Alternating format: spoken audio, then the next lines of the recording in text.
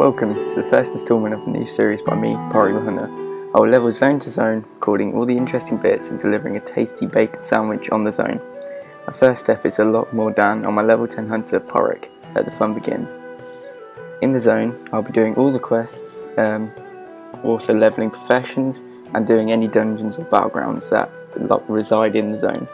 So, this is my character. I've just arrived in Loch Modan. So I messed up with the recording at the beginning, so it will skip to when I'm level 12 because it messed up. I'm sorry about that. Here we go. So this is me. I'm a level 12 hunter.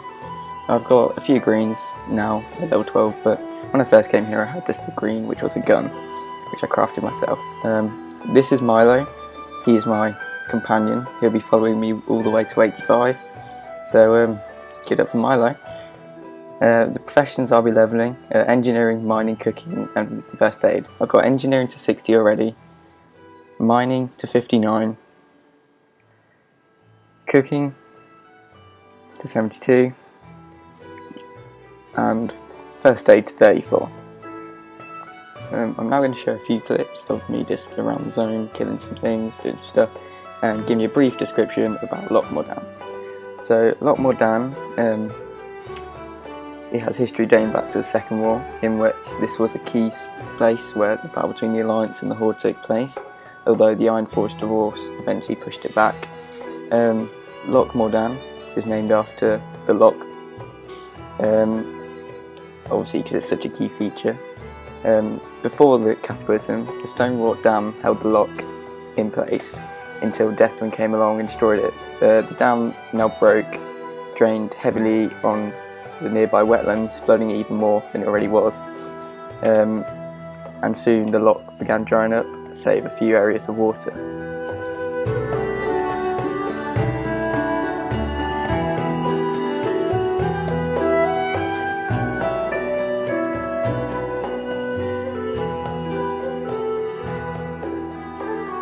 The quest I found troubling was I had to collect bear rumps for a quest.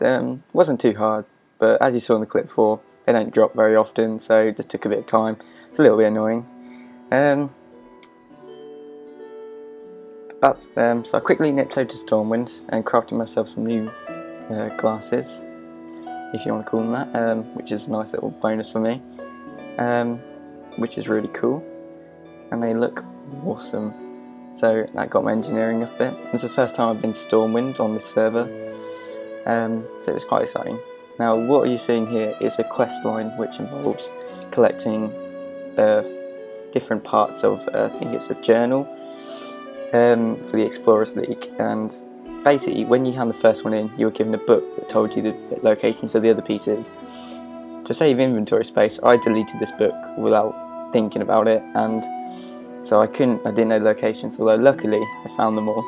So this is a fun little quest. This is just all around Loch Modan, there's these little pieces. And when you're done, you turn around and hand them into Mr. Iron Square Jaw here, sorry. It's a nice little quest, little fun. I saved it till the end to do, because I could go back in one go, and got a nice chest piece out of it.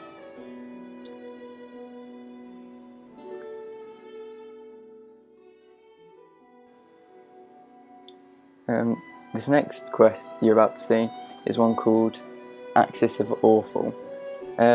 Basically, from the brief quest description, I have to dress up as a plant and spray perfume on a knoll. So I got this little goodie bag, and then I've got a clever plant disguise kit, and also some potent murloc pheromones.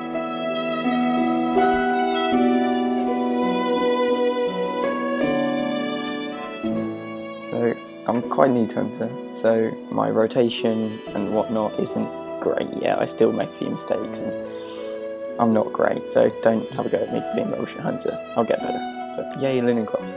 Anyway, so over here there is a knoll and some murlocs standing around him, so I'm going to head over there in my disguise of a tree. Oh, okay, so this is the disguise you get as a tree. As you can tell, it's more of a bush. I'm quite stealthy. No one would tell I'm a dwarf at all. So So I don't know what I was doing here. I was clicking some buttons and don't know, didn't know what I wanted, didn't know what I was going to get. Who knows? Anyway, so I head back over, you head over to these people and they start having a little conversation about how they're all going to team up and be horrible to us dwarfs. Pretty nasty stuff. So then I think, okay, let's spray these pheromones on this knoll and see what happens.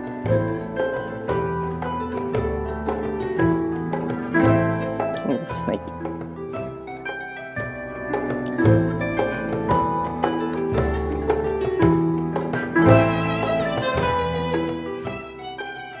Okay, so I've sprayed the pheromones on the knoll, and oh, there's another murloc there. I don't know how they say that, but that's a murloc. So there's quite a few of them now gathering around. Well, there's a snake again. Seems to be getting into a bit of a fight. Oh god, they're jumping him. Kobolds run away, and the poor Noel is getting hurt. Oh, he did. So that's a fun little quest that's just in the zone. Another thing I found about this zone is there's so many silver elites. I must have killed 6, 7, 8 maybe. I didn't capture all on film. Some messed up, some I just forgot to capture. But it's a good way of getting some more greens, although most ones I got were intellect based. So yeah, good fun. The area is mostly inhabited by gnolls, kobolds and murlocs and wild beasts. But there's also small presences of dark iron dwarfs, twilight hammer cult, just a mix of everything really. And there's some waspy things. Didn't quite understand, they're more like fireflies, don't understand why they're there. The land itself is good for leveling professions. There's plenty of copper, tin, I saw plenty of herbs around, through Mage Royal, Briarthorn, and there's plenty of humanoids that drop linen cloth and wool, so pretty much any profession you're good to go. Generally this zone had a good mixture of quests, between killing quests, talking to people quests, ones where you had to kill 10 things, or one where you just had to kill an individual boss. There's plenty of variety.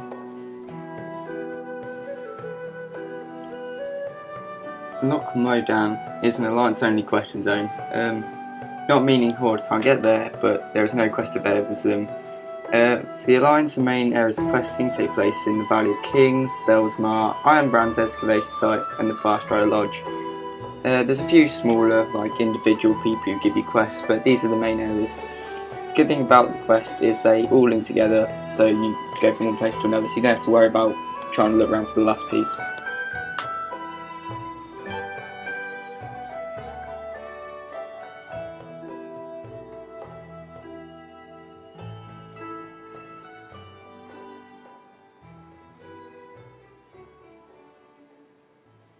The cave I'm currently in is a cave for a quest where a mad gnome scientist decided to make a flying mecha strider, and his other inventions got jealous, and that's why this robot chicken's attacking me. I've come in to recover the flying mecha strider. Yeah, it's a pretty fun quest, just the fact that instead of just coming in here and killing like bears or something, it's robot chickens, which is always a nice little surprise. So yeah, this quest was given me to a gnome fella in Farstrider Lodge. Can't remember his name at the moment. That's about it really, but it's a quite fun quest, and it leads on to tell you why he made this this flying machine. It's for his son, because his son really wants to fly. And it's just a nice little quest, breaks it up a bit.